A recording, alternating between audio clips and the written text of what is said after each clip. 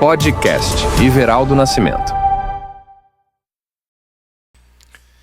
O compromisso do podcast Iveraldo Nascimento, falar de assuntos diversos, de interesse da sociedade regional, da comunidade araripinense. É uma alegria te cumprimentar. Hoje nós vamos falar de economia, vamos falar de produção no campo e a importância da mandiocultura para a geração de empregos e oportunidades na Chapada do Araripe e em todo o entorno dessa região. Nosso convidado de hoje é Lano de Santinho, da Agroverde, um cidadão muito conhecedor desse ramo. Ele produz, ele incentiva, ele faz formação, dá palestra no setor de orientação e é um grande incentivador. É um dos maiores incentivadores dessa atividade que eu digo que é uma das que gera mais emprego, uma das que geram mais emprego o ano inteiro em nossa região. Lano, uma alegria te receber mais uma vez aqui no nosso podcast. Obrigado, Everaldo, pelo convite. Eu que agradeço estar aqui com você. Falar de uma cultura tão boa e tão... eu digo assim, a mandioca, o nome dela já faz valer. Mandioca. Uma mãe nunca despreza o filho. Então, mandioca na região ela é tudo. Não é? É uma das culturas que traz mais emprego, como você próprio falou, mais emprego e renda para os municípios. Não só Araripina, mas Salitre, Simões, Marcolândia, ou seja, a Chapada do Araripe em peso. Lano, como é que está o momento da mandiocultura? Porque nós vivemos oscilações. Uma hora o mercado está bom, outra hora está menos, uma hora tem mais produto para ser ofertado no mercado, outra hora tem menos. Como é que está o momento da mandiocultura na Chapada do Araripe? Everaldo, no momento não está bom, não é? Porque você sabe que teve uma seca. O ano passado não foi... Esse ano agora não foi um ano bom, em vários segmentos não foi bom. E no ramo da mandioca, ela também ficou a desejar, né? Porque além de não ter uma produção boa, o preço não foi bom. Porque agora no momento, todos os agricultores, eles já colheram sua safra e eles venderam um preço bem baixo. Para você ter ideia, o ano passado, mandioca era R$ 700, R$ 800 a tonelada. Eu próprio vendi aqui de 380, 450 a tonelada, ela posta na fábrica. Então não foi um ano bom. Agora ela está de R$ 700 a tonelada, só que ninguém está arrancando por conta da estiagem. Né? Quando começar a chover, e aí vai se começar a arrancar e vem aquilo que você falou. Uma hora ela é 8, outra é 80. Então ela vai vir para 8. Né? Todo mundo sabe disso. Quem planta sabe disso. E quando acontece a seca, nós estamos numa estiagem muito prolongada, já é seca mesmo, e a queda, e a consequente queda no preço da mandioca. Há também com isso uma desmotivação, ou toda época do ano, mesmo nas dificuldades, o produtor de mandioca sabe que ela é importante e ele nunca se desmotiva. Ou nesse período é mais difícil para ele? Falar desmotivar até nem tanto, mas aí uma consequência de não ser agregado valores a ela, né? Ter alguma política do governo estadual, federal, que antes tinha, para fazer com que o homem do campo ele seja mais valorizado, não é? Ele tenha mais conhecimento, ele tenha mais oportunidade de vender seu produto com um valor maior.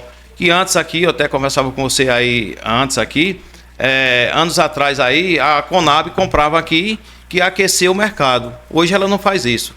A gente tem várias fábricas de farinha, mas aí o que acontece é que quando começa a produção, que ela vem de março, a colheita mesmo, ela está entre março e agosto, a safra da mandioca, que é quando a gente diz que a mandioca está na nata, que o amido dela está lá em cima, e daí todos os produtores começam a arrancar. E daí vem aquele negócio que as casas de farinha ficam todas cheias. Tem uma fecularia, mas a fecularia ela não roda contínua aqui na região. E por que essa política da Conab ela parou?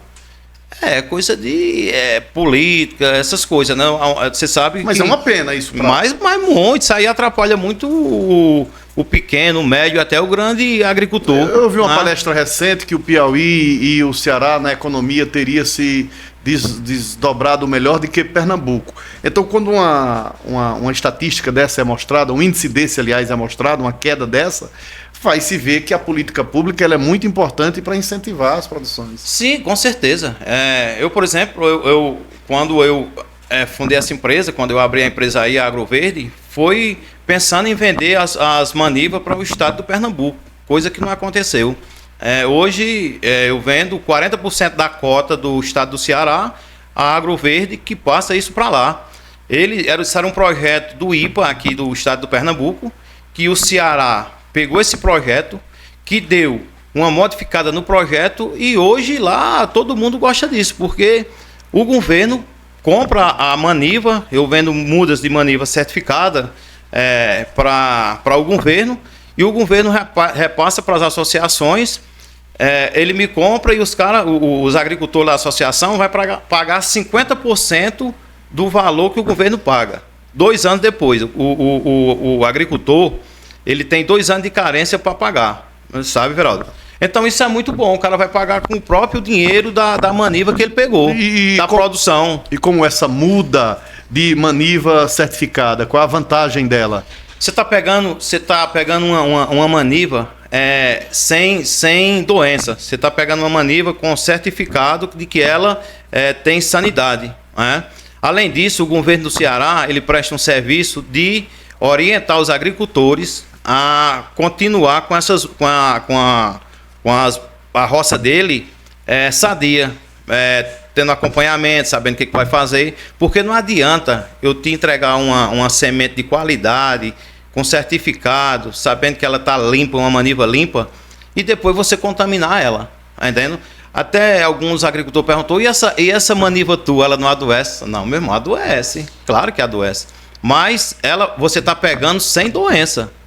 É diferente de tu já plantar uma maniva doente, uma semente doente, que ela não vai ter produção, ela não vai nascer direito. Então, são fatores que já vai atrapalhar na tua renda. Tá entendendo? Parece que as políticas públicas hoje em Pernambuco, elas falham até no extensionismo rural. Né? Não tem mais aquele extensionista que tinha. É muito frágil isso para chegar ao pequeno produtor, Lano. Hoje o IPA que tem que fazer esse trabalho, né, Veraldo? Como a Emates lá do Ceará faz, eu estou falando assim da Emates porque foi aonde vieram atrás. Eu estou aqui no Pernambuco, minha empresa está aqui, do outro lado aqui, a 15 km daqui. E eu estou mandando isso para o Ceará, eu estou beneficiando. Salitre, bem ali, o pessoal vai ter semente certificada, vai ter uma produção maior, ou seja, o governo incentiva o homem do campo a permanecer lá para não inchar a cidade. Então a política deles lá para o homem do campo é diferente aqui da do Pernambuco. Isso não deixa de ter um prejuízo grande para o campo, para a agricultura familiar, para o produtor de maneira em geral da mandiocultura. Porque nós sabemos também que a agricultura familiar hoje ela é responsável entre 20% e 25% da produção de alimento para o país. Então, quando você incentiva a agricultura familiar através do governo do estado, ou governo federal, ou municipal, por sinal até o prefeito aqui de Araripina está fazendo um trabalho aí, eu vejo assim com bons olhos, que é o Salto Rural, até participei dele, que é incentivar o agricultor a corrigir a terra dele, a adubar, fazer as coisas direitinho.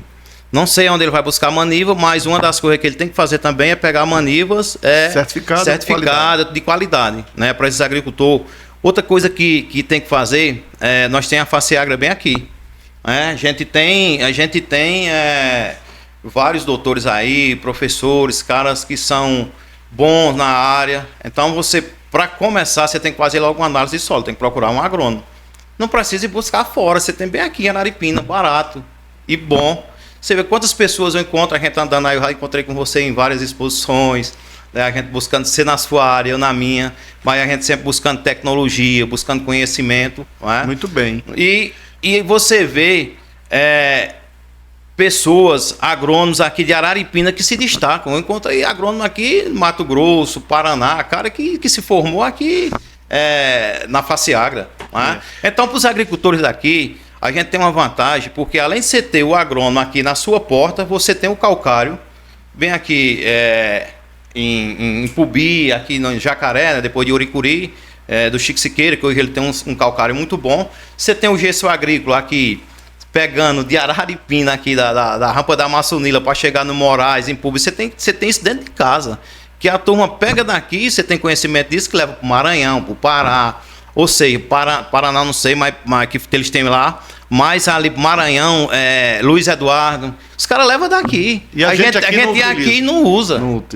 Falta de incentivo. Extensionismo, então isso que vem, assim, que eu vi com bons olhos esse programa do governo municipal, do Evilásio, incentivar o cara a plantar um pouco ali e ter conhecimento da tecnologia. Porque aí sim, aí vai fluir. Aumentar a produção, aumentar a renda dele. Né? Porque agricultor, Everaldo, ele é feito de São Tomé. Ele acredita no que vê. Hoje já tem, o pessoal já tem mais um conhecimento, alguns agricultores aí, eu vou dizer assim, um João de Adernil, um Carlino Mauro Gomes, um Pedro Nequim, um Laírto, que é do Caldeirão, veio de fora, que eles plantam com tecnologia já. Mas tem alguns agricultores, e todos são meus amigos, e algum me perdoe aí, porque não vai dar para falar o nome de todo mundo aqui, mas que não faz a coisa certa. Porque assim, ele veio falar que Lano de Santim botou 2 toneladas de calcário por hectare. Mas eu fiz uma análise da terra. E daí ele viu falar e daí ele vai e joga na dele. Você hoje é um especialista nessa questão de produção de mandioca. Foi vocação, foi vontade, eu vou agregar uma coisa chamada conhecimento. E o conhecimento te libertou, fez com que você hoje chame outros produtores para entrar nessa parte de tecnologia. Everaldo, eu sou neto de agricultor, filho de agricultor e agricultor. Eu costumo dizer que eu fui feito dentro de uma roça de mandioca, nasci embaixo de um pé de mandioca. Então, com o passar do tempo, eu comecei a buscar conhecimento, correr atrás de conhecimento. Né? E sem tecnologia, o que foi que aconteceu na soja? Quem não correu atrás da tecnologia ficou para trás. O que vai acontecer na mandioca? Quem não for para a tecnologia, quem não pegar conhecimento, quem não resolver gastar um pouquinho, gastar 50 para ter 80, você vai só sobreviver. Que era isso que acontecia com nossos antepassados, por exemplo, com o meu pai. Meu pai trabalhava com 50, 60 homens, ele nunca plantou um terço do que eu planto. Eu trabalho com 10 homens hoje. É tudo mecanizado. Né? Então, hoje quem quer buscar a tecnologia, e eu acabei de falar, você tem na porta. Nós somos privilegiados. Você falou agora há pouco a palavra soja, a produção de soja. A soja, os empresários de outras regiões estão chegando, e dessa região também, adquirindo grandes quantidades de terra para o plantio de soja. Isso é uma ameaça ou para o mercado da mandiocultura, ou mesmo para o agricultor familiar, ou porque o mercado é assim mesmo, a gente tem que estar preparado para os impactos que a economia recebe em vários setores? O mercado, eu costumo até falar que isso aqui é uma selva. Né? Sempre o maior tenta engolir o menor.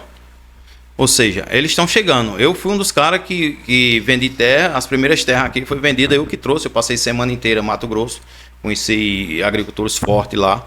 E eles se apaixonaram por isso aqui. Por a Chapada do Araripe.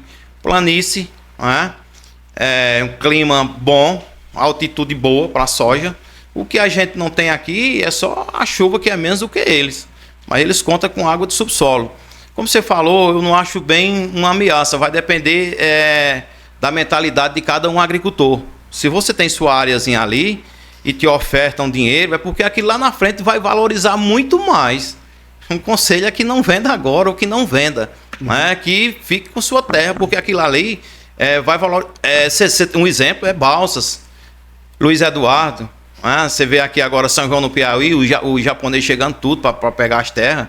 Quer dizer que nós tem o bom e vamos passar quase 0,800, porque se você for ver, há 2 anos atrás, o que eles compraram, o valor que eles compravam aqui, 1 hectare, era o valor que eles pagavam de renda para lá. Então, para eles, tinha nada a perder. Né? Hoje deu mais uma valorizada. Então, na verdade, o atrativo, além das qualidades que você já falou, do complexo do solo e do clima, aqui na região, tem a questão também do preço da terra. Isso é um atrativo para os grandes investidores? Sim, claro. Além do cara ter aqui o que eles vêm buscar a 2.000 km, 3.000 km de distância, ele tem na porta com terra barata. E outra coisa que aqui, Everaldo, é barata ainda, é a mão de obra. Isso não é nem bom para mim, mas a mão de obra aqui hoje, se comparar com o Paraná, com o Mato Grosso, hoje a mão de obra ela está lá embaixo, sabe?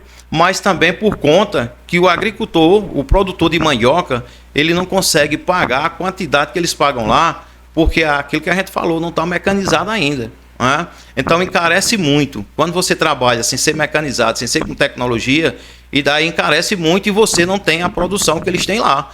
Porque eles trabalham com tecnologia, trabalha com análise de solo, tem 3, 4 agrônomos trabalhando para eles dioturnamente, né? Para saber o que vai botar, a quantidade que vai botar, que é o que falei no começo aqui, que de vez em quando o cara é uma Maria que vai com a outra, porque você jogou 1 tonelada, o cara joga uma também, e são solos são diferentes. Na sua fazenda tem lugar que ela pode pegar aí, por exemplo, a correção a gente aqui é muito rica em alumínio aqui, o alumínio é um veneno para toda cultura.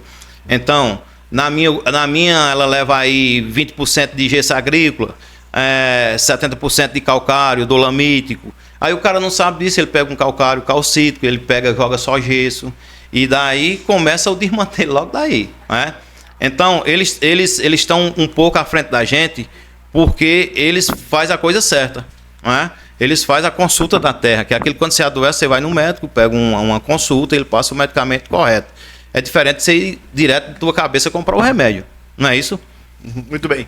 Eu quero tocar agora num assunto, Lano, que é com relação ao campo experimental do IPA. O IPA teve uma época, teve um auge, que ofereceu bons estudos, boa tecnologia, mas parece que o campus experimental do IPA hoje está abandonado, está parado, sem finalidade nenhuma? Everaldo, eu sou vizinho ali do IPA, né? Sim, você conhece. É meu amigo, eu conheço isso aí de quando eu nasci o IPA. E o que você falou, você está certíssimo. Eu não vejo abandonado, porque tem um doutor lá que fica lá. Abandonado não, mas assim, sabe, eu vejo ele sem recursos para os técnicos, doutores do IPA trabalhar, para incentivar o agricultor a mostrar o que é que ele deve fazer. Porque antes tinha dia de campo no IPA, você ia lá, ele mostrava. O IPA tem 200 variedades de mandioca, isso é poucos agricultores que sabem, ou mais de 200. Que o doutor sabe tudo ali o que dá, porém ele vive de mão atada, porque ele não tem recurso para trabalhar, sabe? Tem pessoas que falam, o doutor é preguiçoso. Não é o doutor preguiçoso. Não é ele. O problema não está no doutor, o problema está no que chega para ele. Ou seja, muitas vezes para você mostrar o que você sabe, e aquela história que a gente sabe, gato não briga sem unha. Briga? Não briga. Tem que ter unha. Sem unha e sem dente ele não vai brigar. Então, você tem que ter os recursos necessários para fazer a coisa acontecer, né?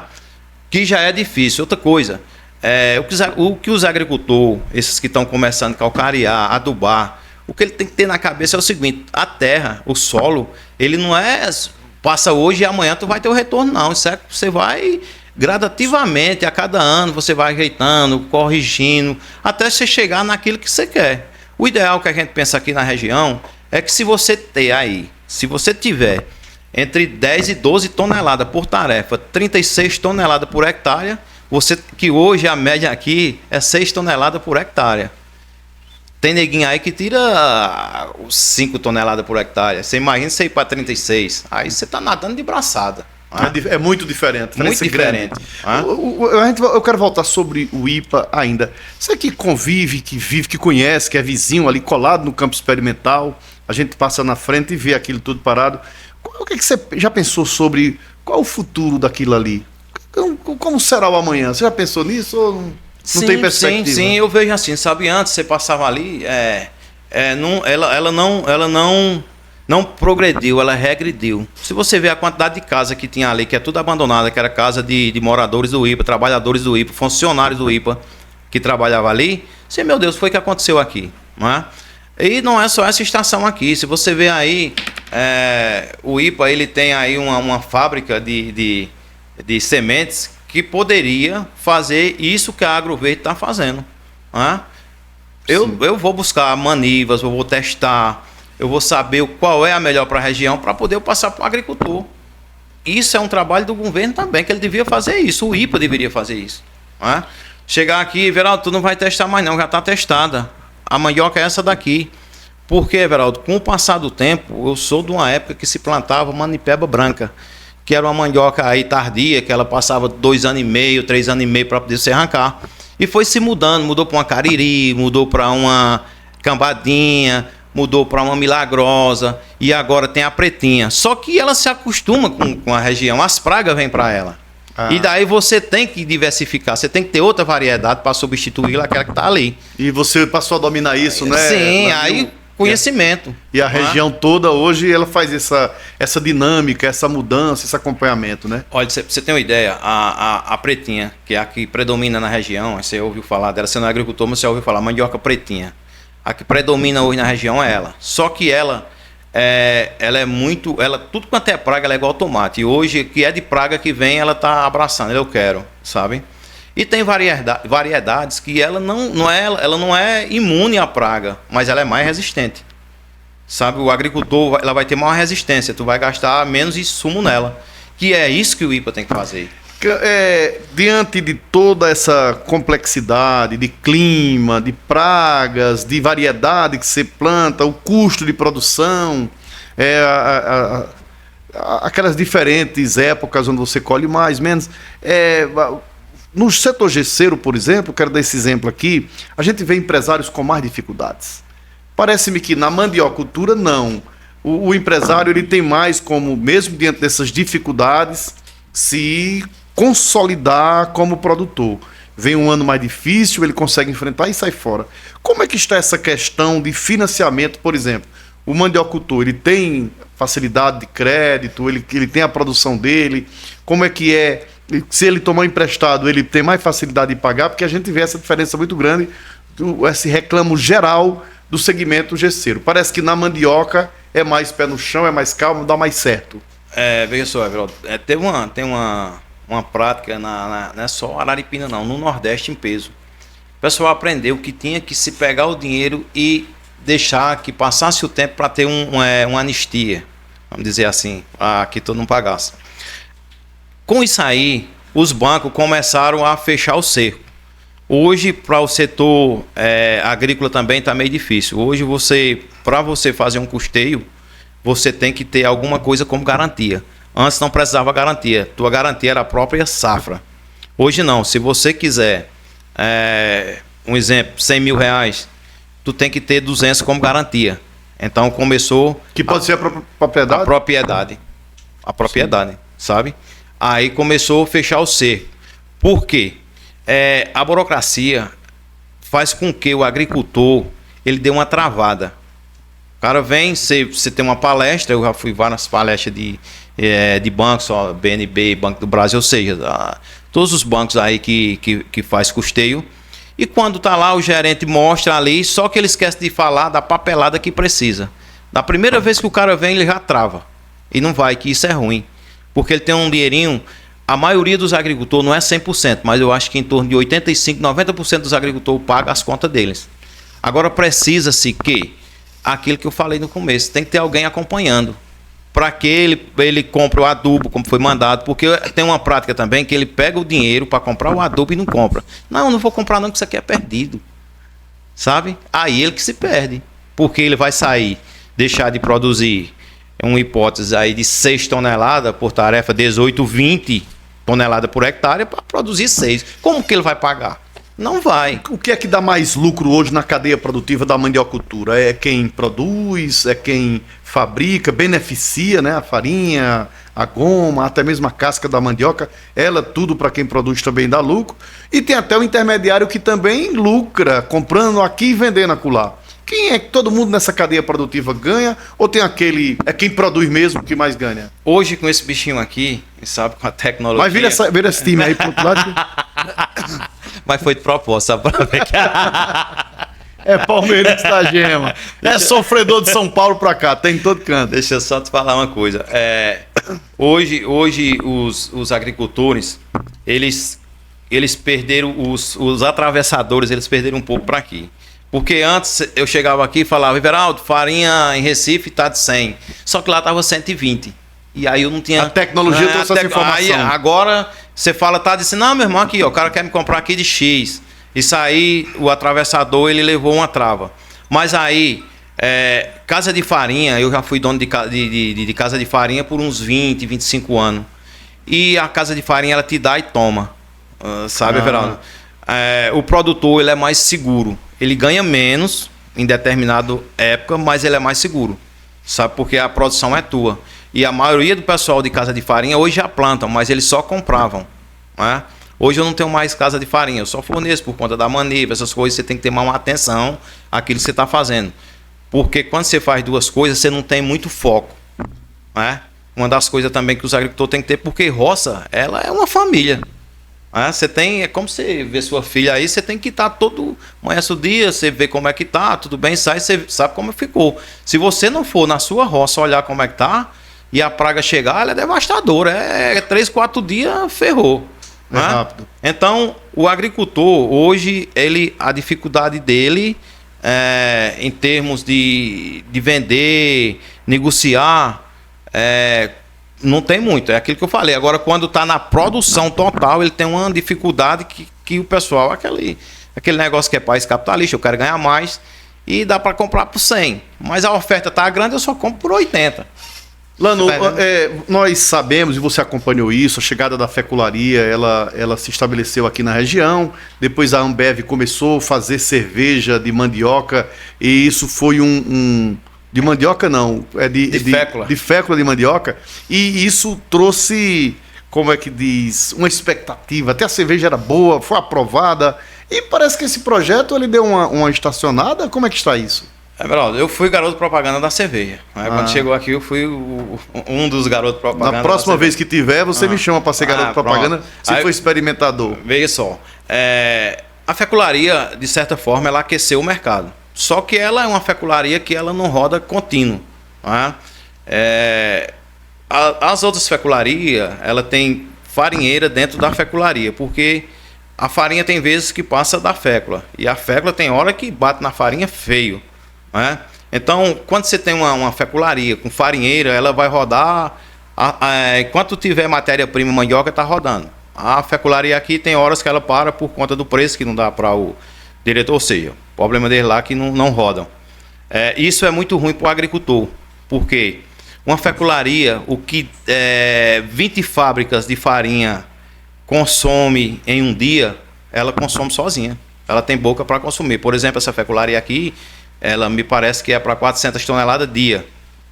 Ela não roda com 50 dias. Questão de preço, assim, eu acho que deve ter a fecularia deveria ter assim uma convivência melhor com os agricultores, sabe? Você vê as outras fecularias, ela fornece insumos para os agricultores, incentiva o cara a plantar, incentiva a outra produção, mas quando produz ele compra a tua produção, Mas sem a fecularia rodar, é muito ruim para a economia da mandiocultura.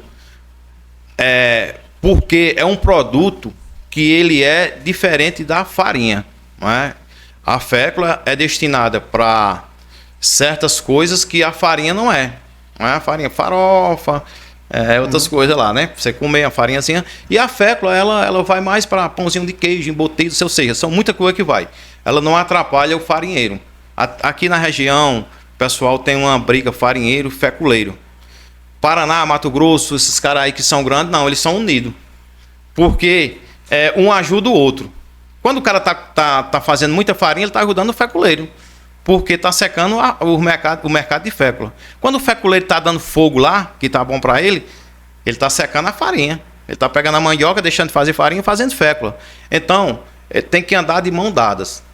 Até porque, quando você vê aqui nas grandes fecularias, é o que eu falei, farinheira e fecularia. Aí, para os produtores, é bom demais, sabe? Porque o mercado tem um ano inteiro, né? Para fécula e para farinha.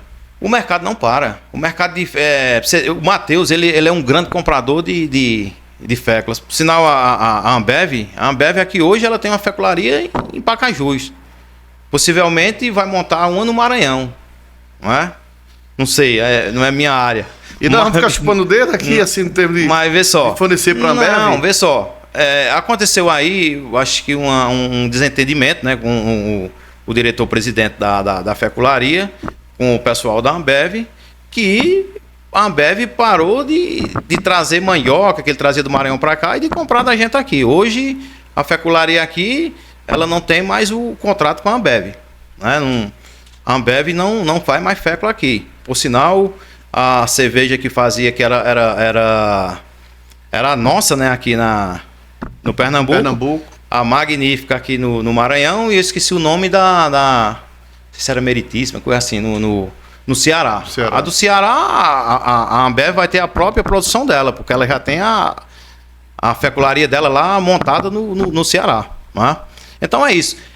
Que Deus nos proteja, que venha alguém que queira realmente pegar toda a produção dos agricultores aqui da região, porque aqui vai produzir muito. Com essa turma que está chegando aí de fora, Everaldo, quando você falou que eles vêm produzir soja, mas eles amansam a terra, a gente chama amansar, com a mandioca.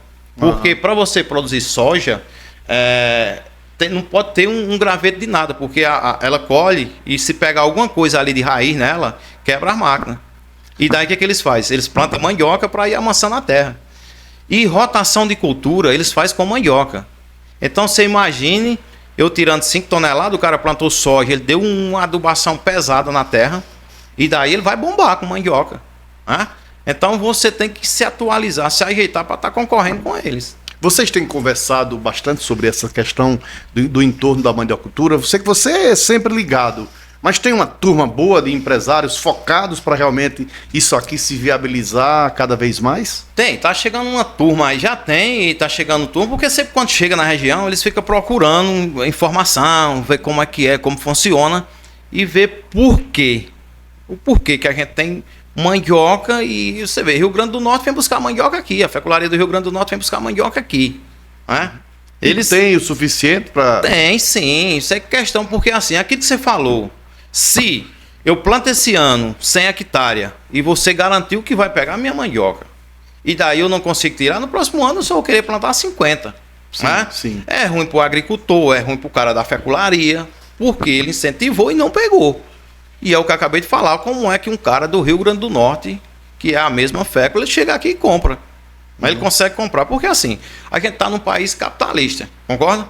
Então, se você paga a minha tonelada de mandioca a 500, como é que eu vou botar para ele de 400? Não funciona. Por que estado como o Maranhão, que tem terras absolutamente férteis para a mandiocultura, ainda produz pouco? Porque é uma atividade da agricultura absolutamente viável. O que a gente acabou de falar, porque não tem uma fecularia, as casas de farinha são todas artesanais, os caras produzem pouco ainda, mas a gente vai viver para ver. Isso é questão de 3, 4 anos, são várias fecularias, não falo uma não, várias fecularias rodando no Maranhão. Quer dizer que porque tem gente plantando hoje em larga escala. Quer dizer que é uma tendência natural do mercado. Porque assim, ó, todo empresário quando ele chega, ele vai pesquisar. Os caras ficam plantando mandioca aqui, eles estão plantando, eles vieram por conta dessa fecularia, porque tem boca para comer a fecularia. Só que os caras começaram a botar para farinheira, por conta do preço, que não compensava para fazer a fécula. Alguma política de preço que não funcionou. Né? E os caras começaram a botar para lá, para as casas de farinha. E daí, eles já dão uma maquinada de eles mesmos ter a própria fecularia deles. Né? De montar uma fecularia para começar a jogar sonda. Já tem sondagem dos caras sondando a região aqui para montar a fecularia. A fecularia não incentiva somente o grande produtor, não. É o pequeno, isso é inclusive de alto alcance social. Mas veja só, quando o grande deixa de botar para casa de farinha, e ele está abrindo uma vaga grande para um pequeno botar, concorda? Sim. Então, o pequeno, mesmo que ele não consiga botar na fecularia, mas ele foi beneficiado com a fecularia porque o cara que botava lá na tua fábrica de farinha, ele não vai mais colocar lá. Entendeu? Então, de certa forma, foi uma ajuda. Deus abençoou o caminhar, a inteligência, o conhecimento de Lano de Santinho, com quem conversei com muito carinho aqui no podcast Everaldo Nascimento. Muito obrigado por ter vindo, viu? Assunto bom, pertinente e de muito interesse da economia da nossa região.